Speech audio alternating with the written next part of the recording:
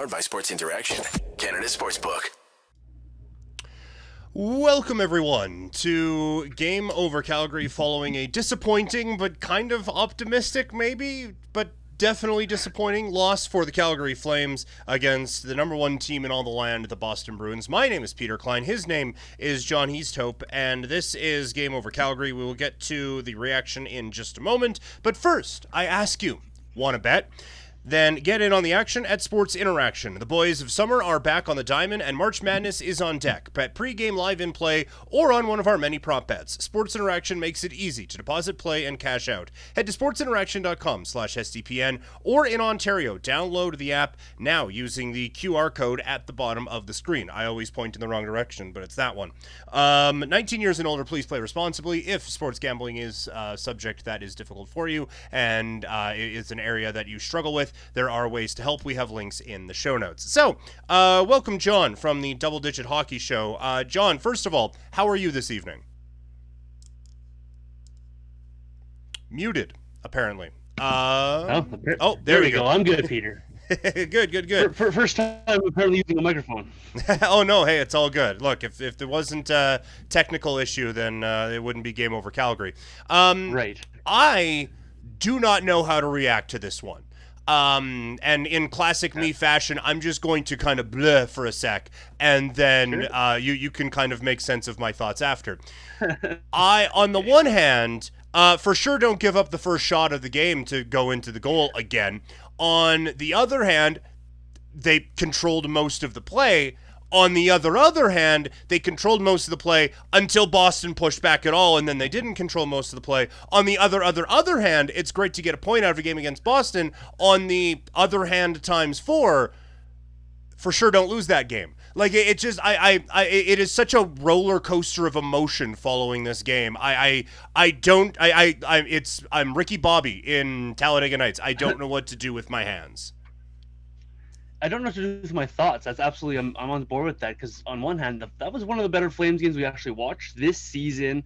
I thought the effort was there, the guys were there, the tough start, of course, and as Boston wore down, being tired from the back-to-back end of a 4-game road trip for them as well, the Flames seemed to take it to them.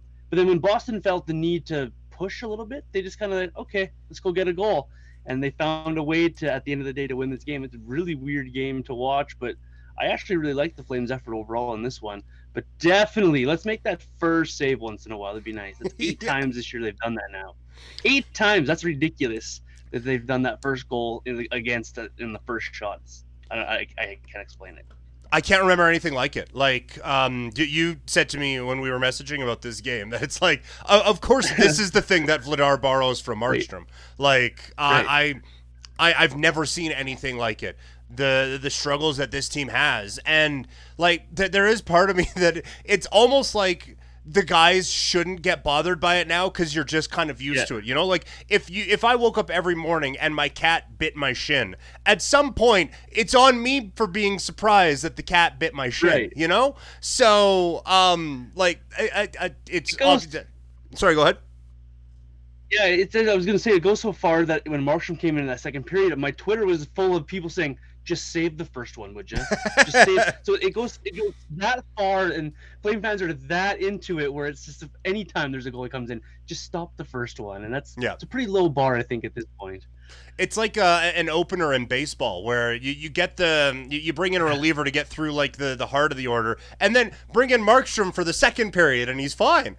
But like that is just, it's such a backbreaker when you're going up against Boston, and like I feel like this isn't a hot take. The Bruins are a better hockey team than the Flames are, and so when you're already going into that game feeling down and they score on the first shot, like you already feel like you're down like 8-0. It has to be so debilitating. And so while I joke about like, hey, it's gonna happen, just brace for it, you still you can really understand how a team would get down when this happens all the time now.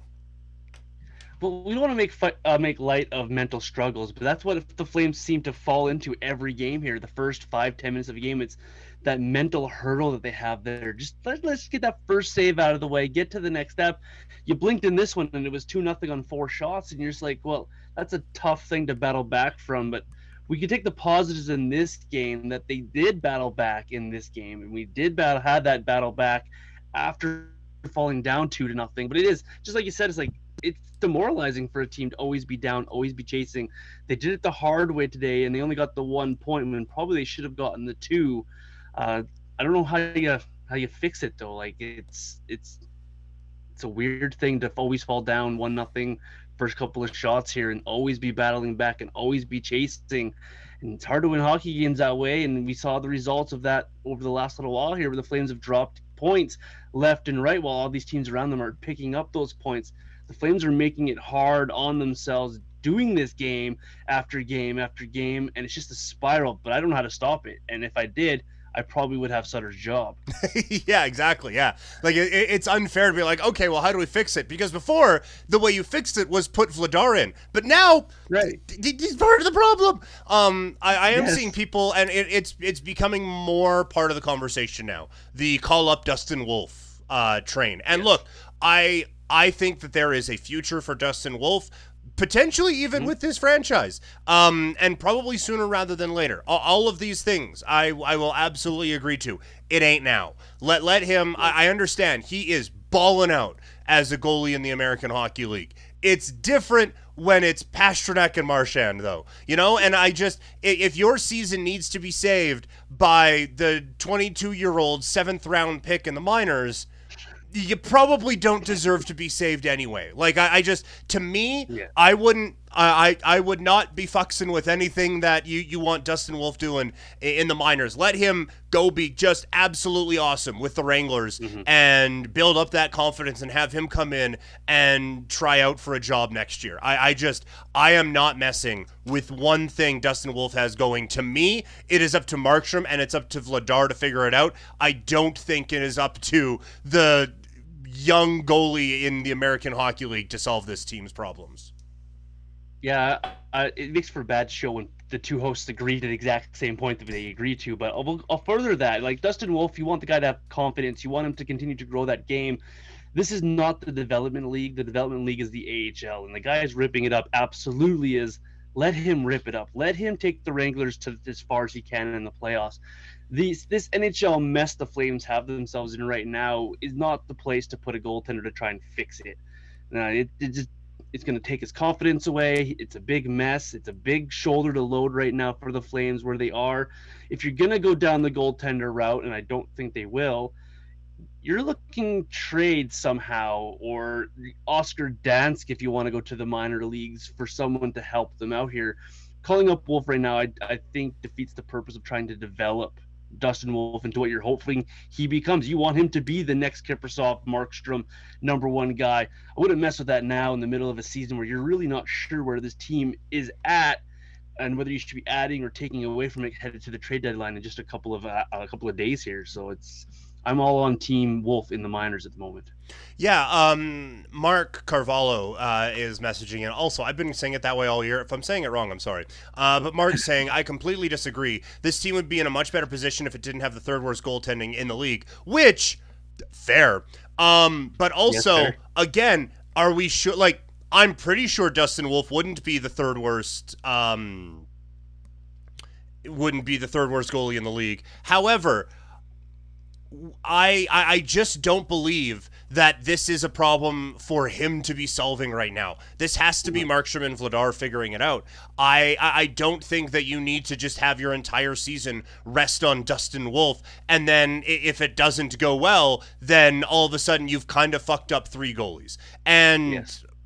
for like the people, there's quite a bit of disagreement in the chat on this. I would much, because I don't have particularly high hopes for how the rest of the season is going to go for the Flames. I would much rather Dustin Wolf play in a playoff race in the American Hockey League where the guys are just like all out, balls out the entire season than here where the last 10, 15 games of the season, it is going to be, well, this guy doesn't really care and these guys are just going through the motions and it's blah, blah, blah, blah, blah. Like, being around an NHL team when they're just playing out the string is a miserable place to be. And so I I don't think this would be a great development atmosphere for this team this year. I will be all in for this team giving him a chance next year, but I think the problems need to be solved by the guys that are here, not calling this kid up right now. Yeah, for sure. I'm there as well. I get the pro Dustin Wolf guys. I do. I watched Dustin Wolf since he was an 18-year-old in the Western Hockey League. I've seen this guy a ton. I know what he brings to the table. He's a great goaltender, and I get the itching for him. But we're always itching for the next guy. They did it with Pelche. We did it with Philip. We're doing it with Wolf now.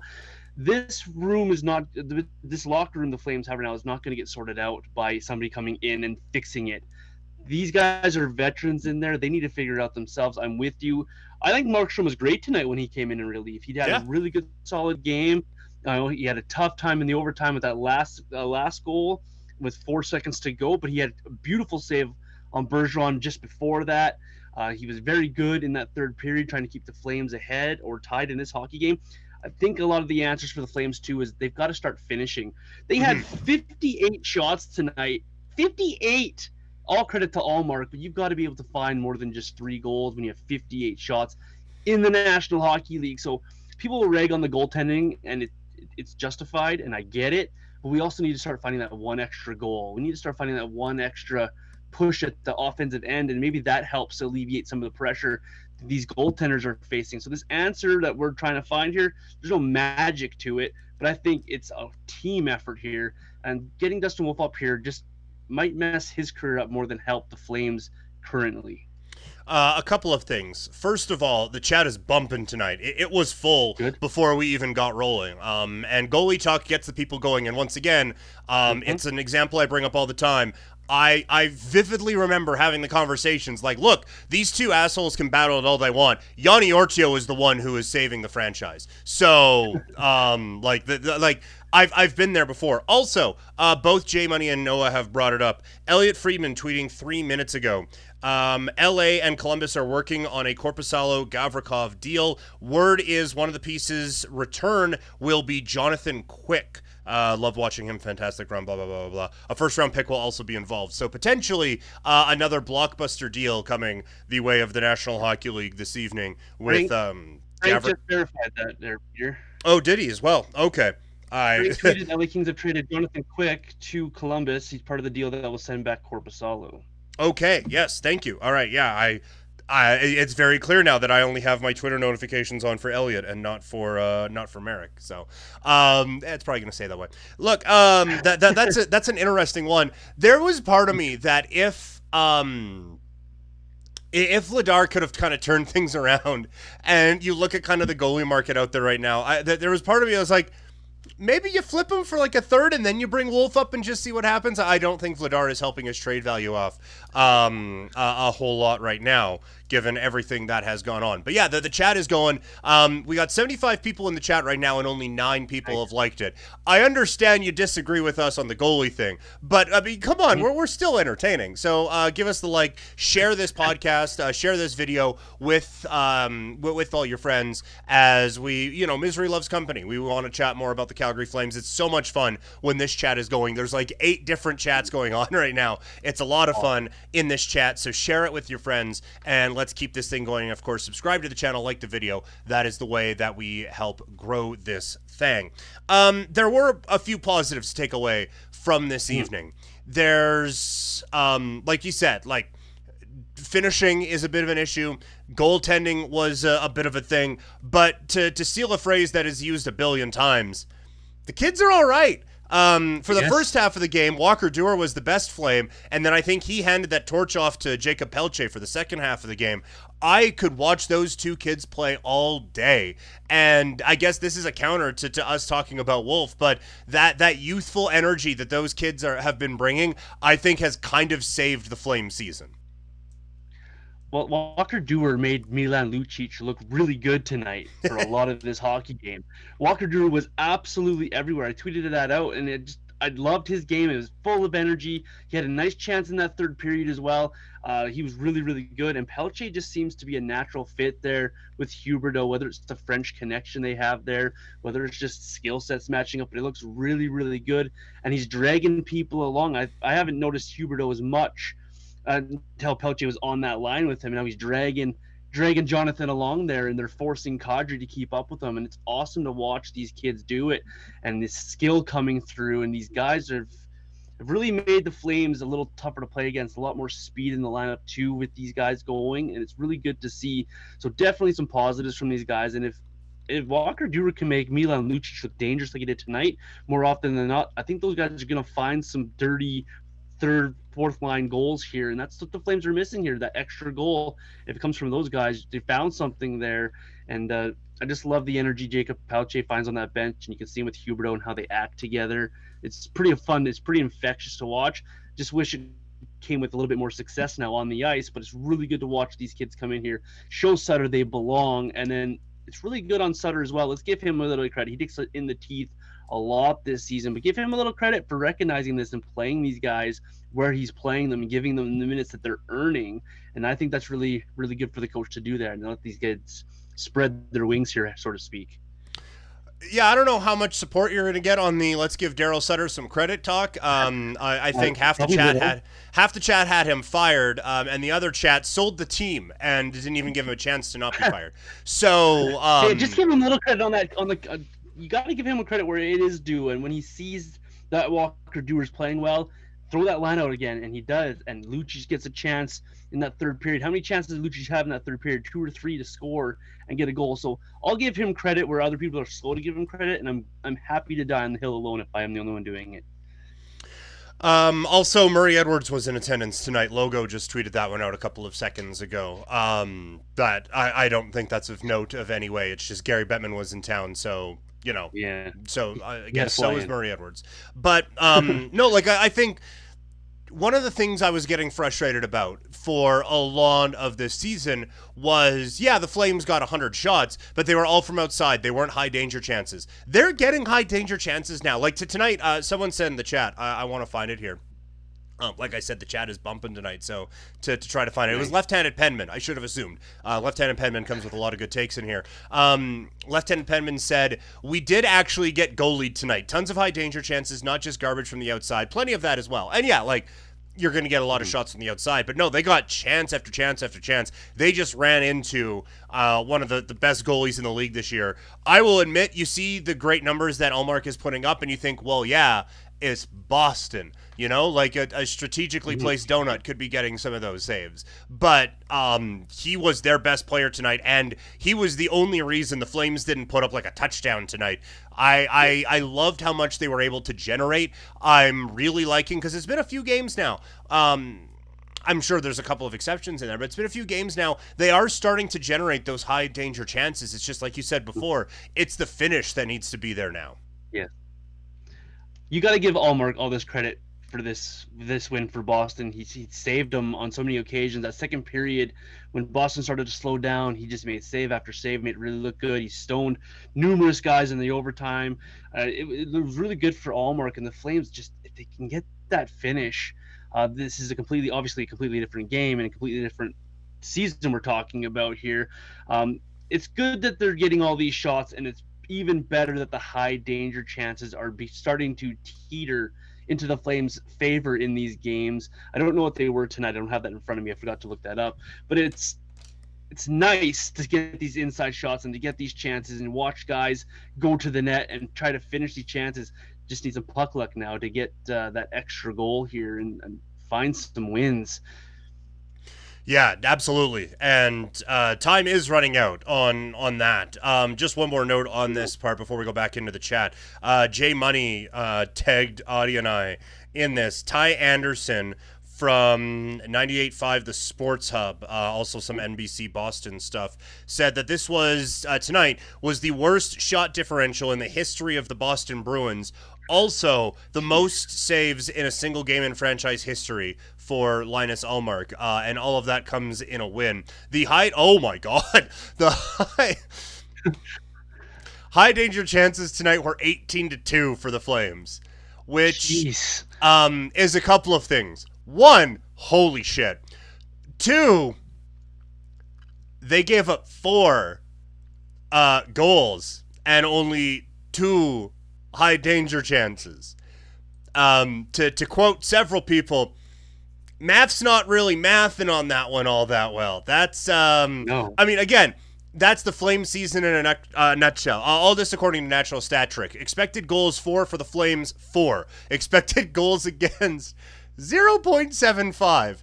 All of this is screaming how the Flames season has gone so far. Oh my word! I didn't realize it would be that lopsided. I knew the Flames had the majority of them, but that's a ridiculous number. 18. That's got to finish. You got to finish, and you got to have a save at the other end, man. That's only 2, and you let 4 goals in. I'm pretty sure Vladar would like that entire first period back because that wasn't pretty at all. I don't even know how that's mathematically possible. I'm with the chat on that one. How is that mathematically possible? Yeah, that one. It kind of wrinkles the brain a little bit. We got a good chat going. Like I said, we're up to 82 people watching this now. So thank you all so much for tuning in. You bring the double-digit hockey show on and you get ratings. That awful hit on the PK that allowed Zaka's goal cost them the game. That could be true. That was like, it was a double Dion, but in the worst way, and then it's just like, of course. The one thing I will say, I am really not a fan of how this team responded after that. You know, like, they played a very good game. And I want to make that clear. I've done a lot of complaining about this game so far. The Flames played well. The Flames hockeyed effectively this evening, just not as good as the top team in the NHL. But like, even saying that, the Flames were the better team tonight. And so I think they played really well. But the second there was any kind of pushback from Boston, it just seemed like they were like, oh shit, yeah, I guess, fine, go for it. And I wouldn't be so upset, except we just saw this thing against Detroit. You know, like, this isn't, oh, the Boston Bruins came in here and took their lunch. It's like, no, the Flames kind of gave it to him at the end. Like, that is something I would like to see a little bit more pushback when teams start to give you a bit of adversity, you know? We spent a lot of this time in this chat today talking about the goaltending or getting that one extra goal. But I wrote in my notes, and I made sure I put it at the end of my notes here, where it was really 2 mistakes that cost the Flames tonight. I had the Vladar needs to have one of those 2 first. He has to. He just has to. And that Zadorov pinch on that penalty kill there cost the Flames. And just like you said, the response from both of those instances didn't help the Flames game improve any. It let Boston continue to come on and to come on and to come on and cost them the hockey game. It's these little mistakes are coming at the wrong time of games too. Really early in the hockey game for Vladar, really late in the third period for Zadorov. And those are times of the game you can't be making these, I don't want to call them selfish plays, but these boneheaded plays that cost your team a goal, cost your team a chance, cost your team an opportunity to be in these hockey games.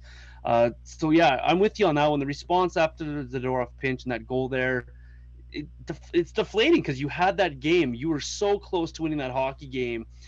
Bad penalty by Backlund as well, but you got to be smarter in those instances and have that mindset to battle yourself through those opportunities or those chances in front of you to bear down and take care of your business. And it's unfortunate to see that. And then you got to overtime. You still managed to get a point there.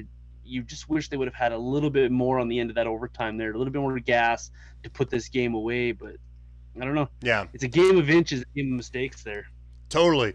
You look at, like, if you had said coming into this stretch of games that the Flames are starting, right? Like the Vegas, Colorado, blah, blah, blah, blah, blah. If you had said, oh, and you're going to get a point out of the Boston one, there would be parades thrown.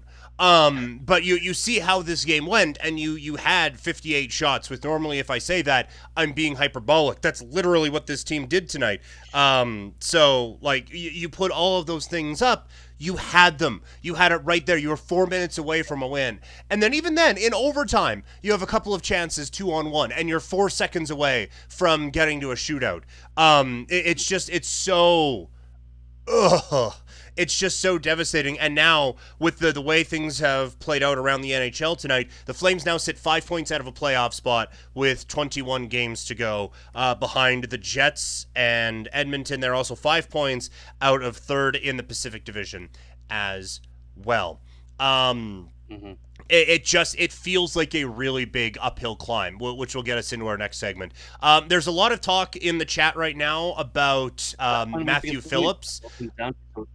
on to Toronto now, and you got to find a way to get something out of that game, whether it's 1 point or 2 points, and you got to try and do something on this homestand headed before the deadline. And it's really make or break, and it's the time is now, and they're just letting these small mistakes affect these games. Get that one save, get that one goal, make that one smarter play, and bring these games home rather than just let these opportunities slip through you. So big game for the Flames coming up against Toronto. See if they can carry some momentum forward. 58 shots is ridiculous.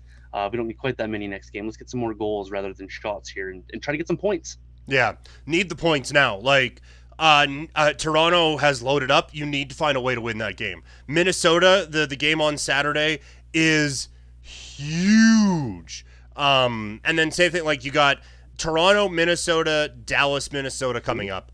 You kind of need all four, or like points 6 out of a possible 8, that kind of a thing. Like, this needs to be a stretch where they start to put good games together. I'm just going through here now. When was the last time this team won back-to-back games? Well, it wasn't this month. You have to go back to January 21st to the 23rd when they beat Tampa Bay 6-3 and then came back and beat the Columbus Blue Jackets 4-3. So it has been over a month since this team won back-to-back games. That's not how you climb up the standings. That's not how it gets done. Mentioned before, there's a bit of talk going on about Matthew Phillips in the chat. He's not coming back. I think that experiment is done with Daryl Sutter. And also there's some conversation about whether he's an RFA or whatever. There is a games played threshold that he has to hit. Otherwise, his contract turns into UFA.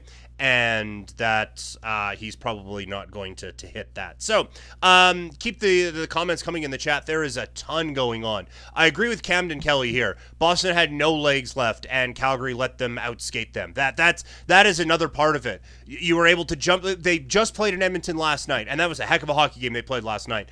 And then you come back in here. It's the second part of a back-to-back. The third period is where you're supposed to have them, and you let them score with 4 minutes left, and you let them kind of get back into this one. Like, I think the context of the game adds a little bit to the frustration as well.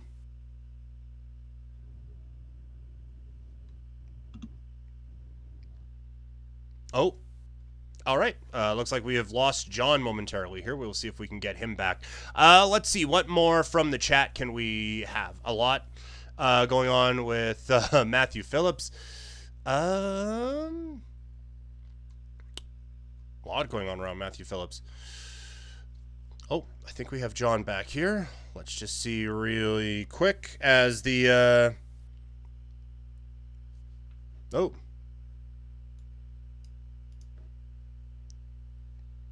all right. So, dealing with some technical stuff on the fly. Keep the chats coming. Remember to like this video. Subscribe to the channel as well. Hopefully we can get John back here in a few moments. John, can you hear me? I can hear you. I'm back. Oh, Excellent. Good. Okay, I need to figure out how to get Not you sure what back happened there. on the actual screen here. I'm not sure what's happening either. Looks like we're going to go kind of radio style with John for the rest of the thing. I can't quite get his video pulled up. Not on his end, it's on my end. But yeah, let's keep the chats coming. I do want to look now, because a lot of the conversation, as you would expect, is coming up to the trade deadline, is whether this team is a buyer or whether this team is a seller. I think buying would be a gigantic mistake. I think, especially, like, if you can get something like the Shen for a third blew my mind today. I was expecting that return to be much, much more. If you can get something like that, fine. I'm not touching a first or a second round pick. But I think if you can maybe make a couple of tweaks like that, then fine. But John, like we've talked about before, I think this team needs a difference maker goal scorer type, and that's not going to be available for what I think the Flames should be looking to give up. Oh, there we go. For what the Flames should be looking to give up here at the deadline. I don't know who you do that with now anymore, with all those big names already been moved too. So that also plays into it. But I tweeted out earlier that I wouldn't be shocked if the Flames did nothing. And I know that's a very boring answer for people who want to see movement, but team hasn't personally shown me one way or another what to do here. So I would take the approach that if someone comes calling, I'll listen, but I don't think I'd actually shop or actively buy anything out there, because I think the answers for a lot of the Flames problems are in that room already, and it just, I don't know, that hasn't shown you enough for me to go out and try to get something.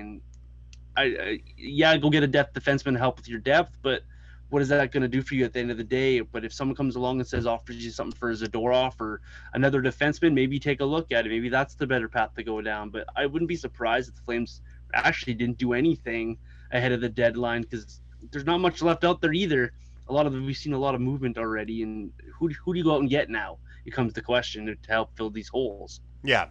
No, I agree. I think it's a difficult situation for the Flames on a number of different levels.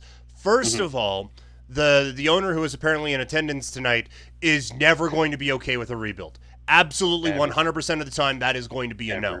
So, like, that's just whatever. And also, and look, I am not accusing Brad Treliving of anything. I am just saying, if this season continues down the path it is going down, Brad Treliving is not the general manager of the Flames once this season is done. So if I'm him, you can go fuck yourself. If you think I'm going to set you up for the future better, get all the way the fuck out of here. No, I'm not going to make this team worse now so that when I don't make the playoffs, you fire me and let someone else use all those first and second round picks.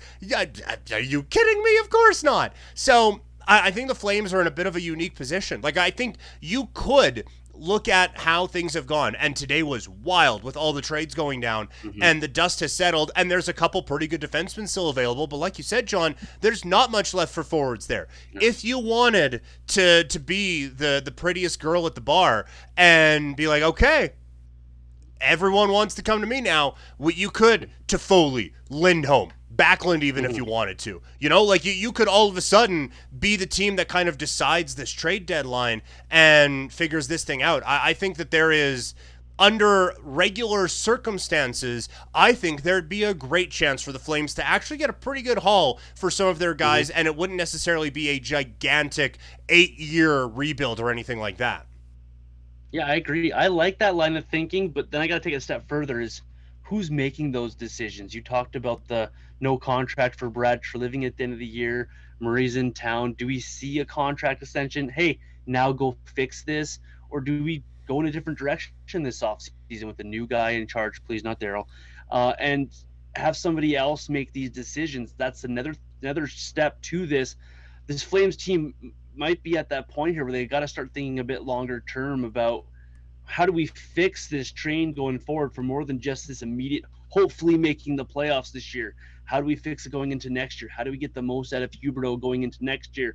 How do we get the most out of Weegar? And what do we do with these contracts expiring next year? For me, it starts at who's going to make that call. Now, if it's going to be Brad Treliving, well, then let's go. Let's get started. If it's going to be somebody else, then it's going to be a very quiet deadline for the Flames, I think. Yeah, no, I would agree.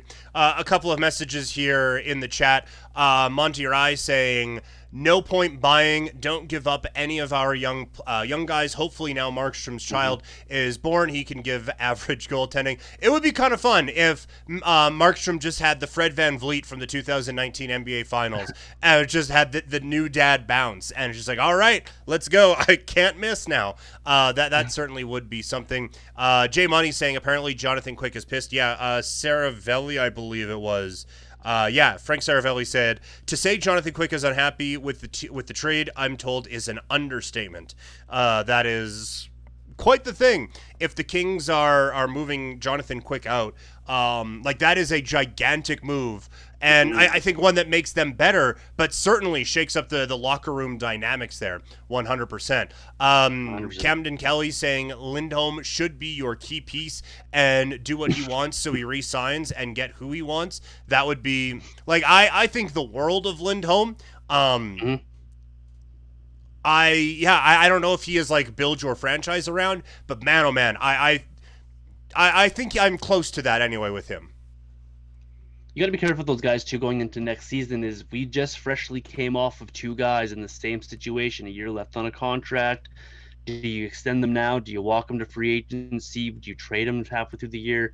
I think a lot of Flame fans will be weary about that situation going into next year with guys like Lindholm and Hanifin, those guys with the 1-year contract left. I love Lindholm, and he's one of the best players around for me. I love what he brings to the Flames. I'm absolutely going to try to extend this guy. I don't think I'd be trading him, and I think he's the kind of guy that could be a leader for a retooling team, or however you want to call it, to help this Flames team going into the future. He's not the guy that I look to move out, but that's just my personal take on Lindholm there. It's an interesting situation to be in if you're the Flames. There's a lot of different ways to go about it. And each guy's going to have their own opinion about it, but it all comes down to who's calling those shots at the end of the day for me. All right, Zoom is telling us that we are just about out of time. So, John, come on, Zoom. In 90 seconds or less, tell us where people can find you. You can find me at all social medias. I'm on them all, including the TikToks, at VintageJohnny84. You can find the podcast on all social medias as well, at Double Digit Hockey. New shows coming out on the regular. A bit of a hiatus right now as I go for surgery this week, but we'll be back with some new episodes everywhere. And also on YouTube, search out Double Digit Hockey. You'll find me, subscribe, like, the whole 9 yards, and fresh content. And if you go back in the archives, I have an episode or 2 with Peter on there as well, if you're interested in finding those out. Yes, with me and with the good Peter in Calgary. Peter Labardius, I believe, has made an appearance or 2 on that program as well. So, yes. John, thank you very much for doing this, man. I really appreciate it. Thank you to all of you for tuning in. Like this video, share it, subscribe to the channel, follow me on social media. I'm at Primetime Klein on Twitter and Instagram, and we will talk to you all. Flames' next game is coming up, I believe, this weekend. No, they have the game coming up on Thursday against Toronto, right? So that will be the next time Audie will be speaking with you. Yes, Thursday against Toronto. That is the next game over. Once again, that is John. I'm Peter. Thank you all so much for tuning in. Game over! Powered by Sports Interaction, Canada Sportsbook.